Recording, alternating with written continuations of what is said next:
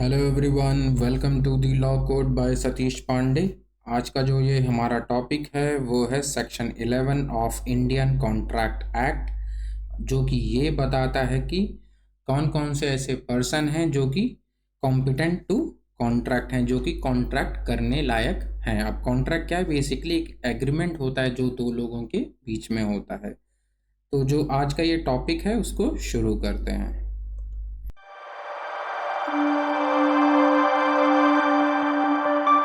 तो जो सबसे पहली चीज़ है वो है who is competent to contract. क्या क्या क्राइटेरियाज हैं?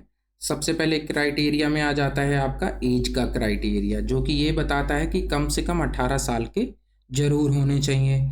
अब ये एज बढ़ के 21 साल भी हो जाती है। कब हो जाती है? जब उनके जो गार्जियन हैं वो अपॉइंटेड होंगे, किसके द्वारा? कोर्ट के द्वारा। और ये जो एज का क्राइटेरिया है वो कहाँ पर मेंशन्ड है? वो है इंडियन मेजॉरिटी एक्ट 1875 के अंदर मेंशन्ड है। दूसरा क्या है? दूसरा क्राइटेरिया क्या है? साउंड माइंड के होने चाहिए। साउंड माइंड के होने चाहिए मतलब कि वो मेंटली कैपेबल होने चाहिए कि क्या टर्म्स एंड क्या कंडीशंस हैं उसको समझने लायक होने चाहिए, कि जो भी कॉन्ट्रैक्ट की जो भी टर्म्स एंड कंडीशन है, अगर वो कोई पर्सन एक्स है वो समझ पा रहा है तो वो उस कॉन्ट्रैक्ट में एंटर करने लायक है। थर्ड आ जाती है हमारी not disqualified by the law.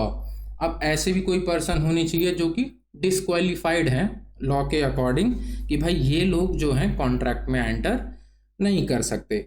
ऐसे कौन कौन से लोग हैं? जैसे कि माइनर है, अगर वो 18 से कम है तो वो पर्सन कॉन्ट्रैक्ट करने लायक नहीं है। कोई अनसाउंड माइंड का पर्सन है, मेंटली इल है अगर वो, तो वो भी कॉन्ट्रैक्ट में एंटर नहीं कर सकता। कोई इंसॉल्वेंट पर्सन है, कोई कन्विक्ट है, मान लो कोई केस में उसको सजा मिली है, तो वो भी पर्सन जो है इस कॉन्ट्रैक्ट में एंटर नहीं कर सकता। और भी कोई लोग होंगे जिनको मना किया गया है कि ये लोग लॉ के द्वारा डिसक्वालीफाइड हैं, तो इनको भी कॉन्ट्रैक्ट में एंटर करने के लिए अलाउ नहीं किया जाता है। नेक्स्ट आ जाता है हमारे प्रैक्टिकल इम्प्लीकेशंस। सबसे पहला पॉइंट इसमें ये बताता है a contract entered into bye a minor is void एब इनिशियो। मीन्स कोई भी ऐसा कॉन्ट्रैक्ट जिसमें एक माइनर जब एंटर करता है तो वो इनवैलिड माना जाता है फ्रॉम द बिगिनिंग, शुरुआत से ही वो इनवैलिड माना जाएगा।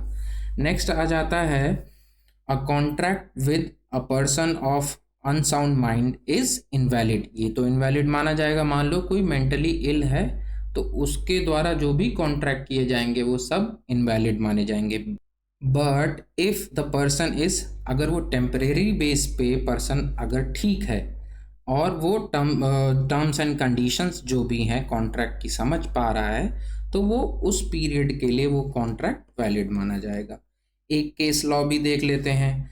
तो एक जो हमारा ये केस है मोहरी बीबी वर्सेस धर्मदास घोष, 1903 का केस है, जो कि ये बताता है, ये एक लैंडमार्क केस था। अगर कोई भी कॉन्ट्रैक्ट है, कोई भी कॉन्ट्रैक्ट है विद माइनर, तो वो वॉइड माना जाएगा, मीन्स वो इनवैलिड माना जाएगा और उसके कोई भी लीगल ऑब्लिगेशंस नहीं हो सकते।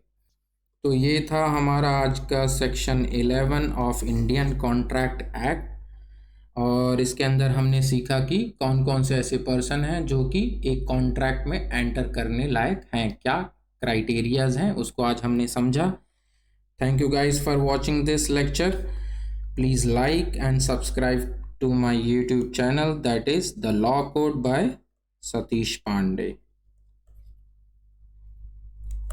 धन्यवाद।